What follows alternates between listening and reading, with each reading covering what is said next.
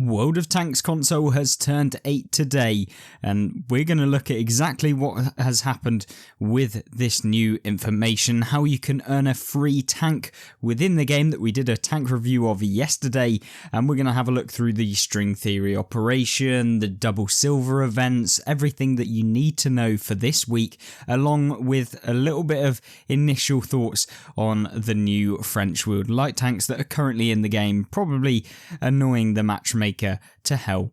But anyway, without further ado, let's take a look at the week-long event for Wargaming's 8th anniversary, and yes, the featured free Batchat Barask that I know some of you will probably be a little annoyed about that you paid money for, and unfortunately it's for free.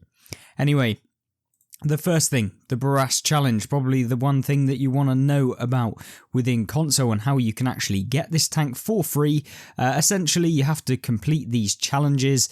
Once you complete all of them, there are 6 stages. You'll be able to actually get the tank for free, 100% discount. Literally free. All you have to do is play the game, and in order to actually do it, well, you have to deal an assist in 1,000 damage total in a battle 5 times. Obviously, what you want to be playing in is any multiplayer battle, so it's only available to multiplayer. I assume that you'll be able to actually use any tanks, whether that's World War II or Cold War, to be able to complete this, since it's just dealing and assisting in 1,000 damage. It's going to be really easy for you to be able to complete these if you play the game a little bit. And essentially what you want to make sure that you're doing is playing Cold War, because they have higher alpha damage on average, especially if you don't have any tier 10s on the World War II mode. Not saying you can't do that on World War II, but it's easier kind of respectively for Cold War than it is for World War II, because you just deal that more damage and it still counts as the same amount.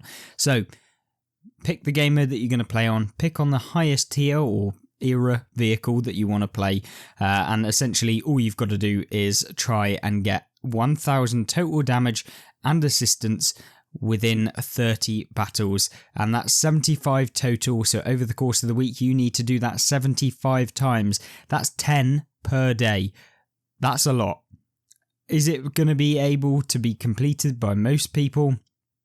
Probably not. When I actually think about it, you know, if you're doing that consistently, you do need to play 75 games. So yeah, I think it could be slightly more difficult for most people, just due to the time limitation. You know, that's 10 games a day. Well, just over that. Yeah, I don't think it's going to be feasible for most of you. But if you do have the time, and especially over the weekend, maybe you can rack up like 30 games. So yeah, make of that what you will. And as you go through, even if you don't manage to complete them all, you will still be able to get XP boosters, camo vouchers, etc.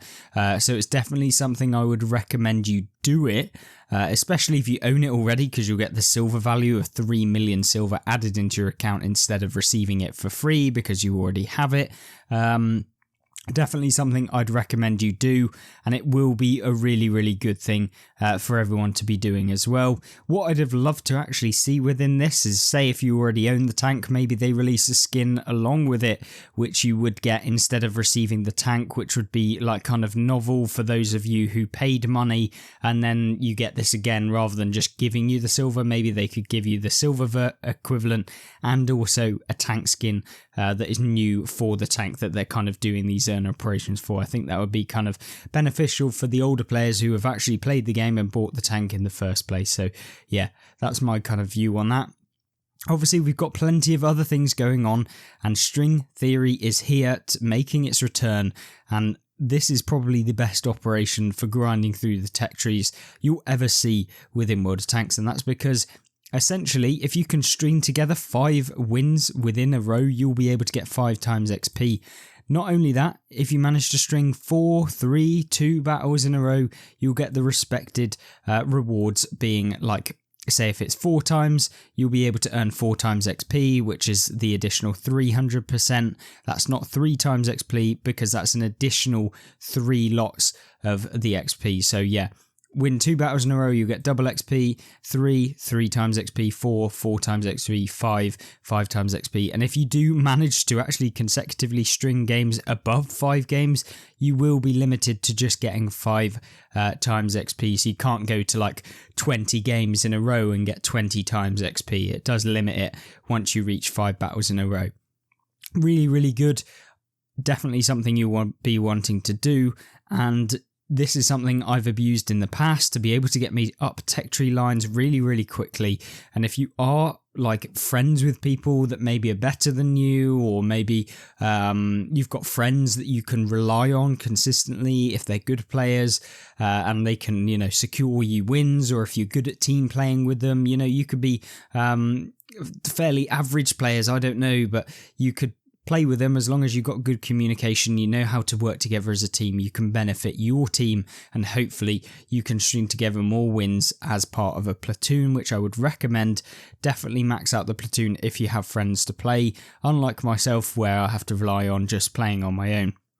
Other than that, tier 10 double silver, it is what it is, tier 10 double silver, so if you're playing any tier 10 tanks for the entire week, you'll be able to get 100% silver, given that you at least complete one of the following, which I'd hope you're doing in a tier 10 tank, which is either deal at least 500 damage, deal at least 500 spotting damage, or detect 2 or more enemies in a surviving battle. So essentially just do 500 damage, whether that be assistance or actual damage. Really, really easy in a tier 10. That's like one shot of damage for most tier 10s in the game, and I would hope that most of you will be able to do that every single game, and if you don't, you're probably not getting that much silver anyway, so doubling it really doesn't make much of a difference. Obviously then we have the cosmetics and skin sales at 50% off, camo, flags, emblems, inscriptions, really, really good. In addition to the cosmetics in terms of these, we also then have skins being 25% off. The only skins that aren't included in the sale are these ones below, which you can see here. Mostly they're all the kind of Cold War ones, or alternatively the ones that were released as part of the Christmas events, etc. Like the Krampus Claw skin, Santa's Sleigh skin, Shot Meteor, etc, etc. You know, all of these ones are not available for the discount, but I'm pretty sure you can still purchase them anyway. Not only that, we've then also got a premium and hero commander recruitment discount, which appears to not actually be working right now. It's not available due to a technical issue, so hopefully they'll bring that in next week, or at least in the following couple of days. Also got the big booster bundles, which I guess if you want to pay to basically progress faster, then this is something you want to be doing. Always go for like the highest bundle if you're going to... I'm sorry, no. Don't go for the highest bundle. 100 times 8 Commander XP boosts for 18,000 gold. What's that, like £50 for some XP boosters? I just wouldn't really recommend it. I mean, maybe getting 50 times 5 vehicle XP boosters is not actually awful, because they really do help out a lot. And it's going to grind you much, much faster. So if essentially you'll be playing 100 games and getting 500 games worth of XP, which is good. Not really recommended in my eyes, though, as spending money. There's better things to spend your gold on, especially if you don't have like some solid premium tanks, if you don't have premium time, if maybe you want to free XP your way to a couple of tanks. If you're playing things like the Centurion 1 stock, you're probably going to want the free XP converted. And talking about the free XP, you can use your gold on your account to convert into free XP, and the free XP can be used to then buy premium tanks that are on the list here. There's quite a few of them actually that you can see. Obviously, they all have various different free XP prices. The ones you're really going to be wanting to go for are things like the Aguila Hawk 30, which requires you 130,000 free XP, which is a lot. And so, yeah, you basically can see the ones that you want. I'd avoid heavy tanks because it's going to cost you an insane amount of free XP to actually get them, because heavy tanks typically have more XP to be able to purchase them. And so, yeah, you've just got to weigh up the opportunity of maybe they'll come on discount at 40% off or something in the near future. So is it actually worth spending the 200,000 free XP on these tanks? Make it up yourself. And not only that, we then got some other tanks, and these are the tier 10 tanks available for everyone to purchase within the game for 30% off. These are tier 9 to 10, and you can see them here. Yes, the Object 279E early is available. The T95 FE201 Chieftain is available, Quillin 260, all of them are available except from the licensed tanks. And yeah, basically if you're interested in purchasing some of the tier 9 and 10s, now is a really good time to actually do that, and I would recommend it.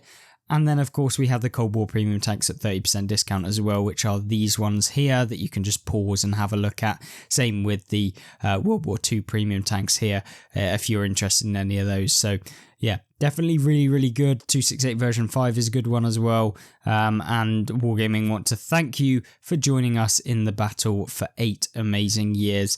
And yeah, it has been a very long time. I think myself, I've been playing 7 years. So yeah, well, just over 7 years now. Yeah, it's been a very good time, and happy anniversary to everyone playing the game still at this point. Obviously, we can't forget that the new vehicles have been released today as of the recording this video, and it is the 5 new French wheeled light tanks. How do you actually feel about them? Because currently, given what I've played of the game, they're filling the matchmaker to high heaven. And there is just tons and tons and tons, and then a load more tons of these French wheeled vehicles. You're looking at 6 or 7 in some games. Matchmaker just cannot handle it right now, and it is a little bit painful. Obviously, we did a video on these French wheeled light tanks 2 days ago that you'll be able to have a look at. And of course, if you want to check out the video on the Barask as well, as to how you can get that tank and what it's going to actually be like, yeah, check out yesterday's video which showcases that tank, what you can do to set it up correctly, and how you can really perform well in the Barask, and what the good kind of things are about it, and why you want to actually grind through the operation, which I 100% recommend you do.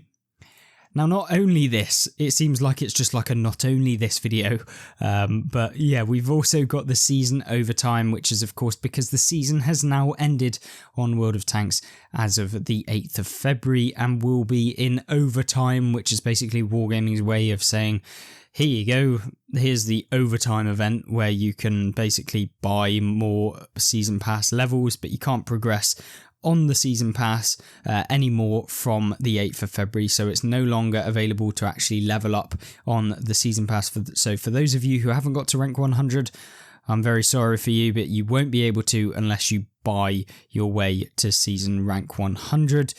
But of course, the new season will most likely be coming out on the 15th of February next week on Tuesday, which I will look forward to, and as soon as any information gets dropped, I will make sure to do a video on them and release it to you guys, and hopefully you'll stick around for that. We've also got the challenges and events, which of course we've talked about, the anniversary event, the Batchat Barask. We've also then got the Medium Tank Mastery 2, which is the second kind of version of the Medium Tank Mastery, where you can earn a lot of silver, and at the end of it you can earn some kind of extra operation where you can basically get some top secret keycard if you complete all of these. They're released in like a weekly set, and so once you've completed them you'll get these rewards, and then the overall will be able to get you some more as well.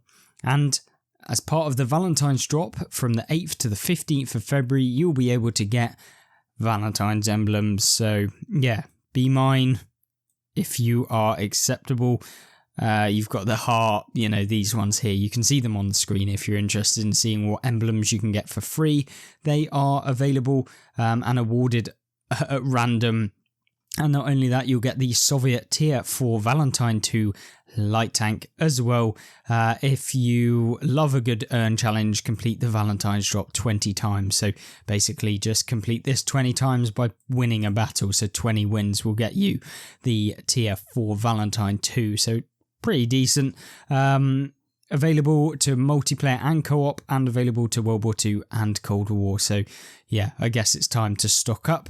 We've also got the February Tank of the Month DLC, Tiger 217. Is it worth £9.99 or whatever it is?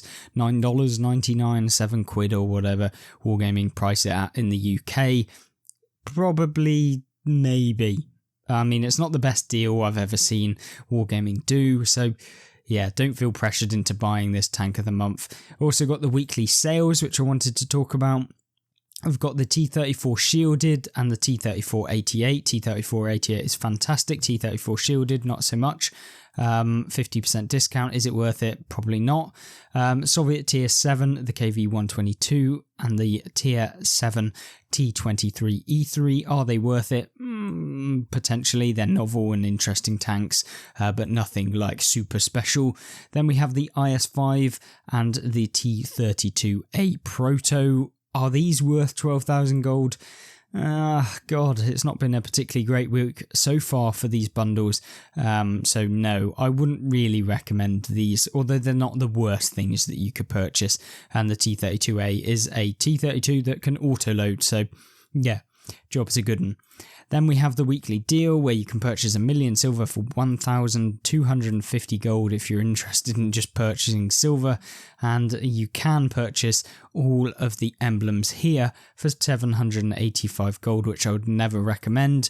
And then Wargaming just love absolutely messing up the matchmaker down at tier 5 by releasing the broken, overpowered Tier 5 captured KV-1 heavy tank within the game because, yeah, why not just mess up the matchmaker even more right now with all of the French-wheeled vehicles going on. So, yeah, you'll be able to get a 50% discount on this broken Tier 5 tank within the game, a fire rate that's got the better DPM than most Tier 6 mediums in the game. And, yeah, not a particularly fan of this tank, as you can probably tell in terms of it being not very healthy for the game.